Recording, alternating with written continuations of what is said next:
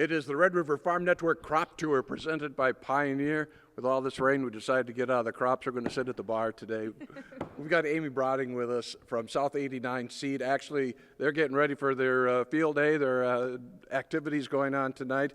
Let's talk a little bit about crops. So first of all, paint the picture for me, Amy. What's the season been like for you? Well, it went off like a 2-month planting season, so that was really fun and challenging. But isn't out of the norm for here. I mean, that does happen often. But I think we loaded our first load of wheat out the 5th of April, and we did the last load of beans on the 17th of June. Yeah. So it's provided a wide range of maturities within all the crops as we sit and look at crops this season. And like everybody else, dealing with rain every third day.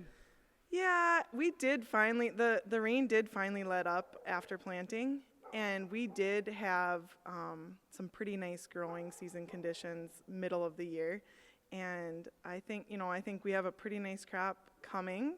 We're going to need some more GDUs for the corn, so a little more heat. But the soybeans look really great, and the small greens have had high yields. Unfortunately, quality is a big concern this year, as you know. But yeah, it kind of turned around, given we did not have the brutal year that Kent had, where you just came from. Yeah. We didn't have that. That's good to hear. Talk about soybeans, first of all. Tell me any issues you've had, any disease, bug issues? So, this year we've actually seen a lot more Phytophthora root rot, and that's something that we haven't seen in quite a few years with the dry conditions we've had the last 3 years. Just haven't seen as much of it, but it has showed up a little bit this year. So we've talked a little bit with growers about Phytophthora traits that are included in certain varieties, and then also our seed treatments have probably reduced a lot of this talk in the past. But when you get conditions that are just perfect for disease, you're going to have that. A lot of talk this year about the Z series. What are you excited about as we look into this new year? So my soybean lineup has been short of nothing for probably the last 5 to 6 years, and I couldn't be more excited to enter another generation of Pioneer soybeans. I mean, we've had great luck, great success in this geography with soybeans. Let's switch to canola. We haven't had a chance to talk about canola today. What are you seeing with that crop? Where are we? So there's a little bit of canola that's been harvested. Excellent yields so far on the stuff that's come off, but a lot of it's laying in swaths. We have a fair amount of canola still swathed around here because of ryegrass in the crop rotation. They have nice swathers, so they've used and utilized their swathers this year. Especially for the instance of weather like this. This is why they use swathers versus desiccation in this geography. There's a few fields that have been desiccated, but they're still standing, and so we're right at the front of canola harvest here. And we got a new, where we're dealing with pod shatter or something new, it's on the horizon here? We do. We have a new one from Pioneer called P520. That one looks really good. I have it scattered across this geography. We had one plot taken off last weekend, so it was fun to see that performance there. But I think I have probably 3 or 4 other locations that I'm excited to see side-by-side information on soon. We're at Roseau. Give me an idea what the maturity is for corn.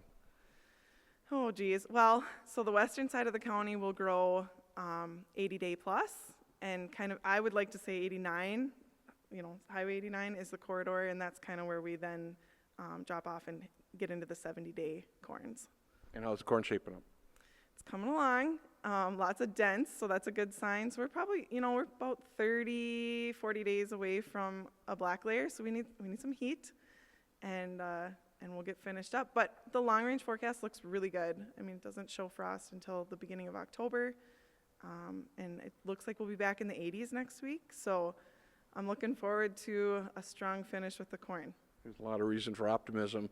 We're getting ready for an event tonight, and it's also a special year this year, milestone year for South 89. It is. We are celebrating 15 years of representing Pioneer within South 89's lineup of products. A lot has changed in 15 years. It was just me in the beginning. That's all it was, just me, myself, and I. And now we're a crew of 4, and we've got a full crop protection lineup, as well as a full wheat lineup to offer here. And then, of course, the awesome lineup from Pioneer. So Fantastic. And you got, like I said, a little celebration tonight. Might be hard to get in some of these fields, but yeah, I'm not sure. The field tour may turn into happy hour. yeah. But we'll take it for what it's worth. And the rain is probably not super welcomed for wheat harvest, but it will help us finish out these last few bushels in the soybeans. And we'll have a nice turnout probably because of it.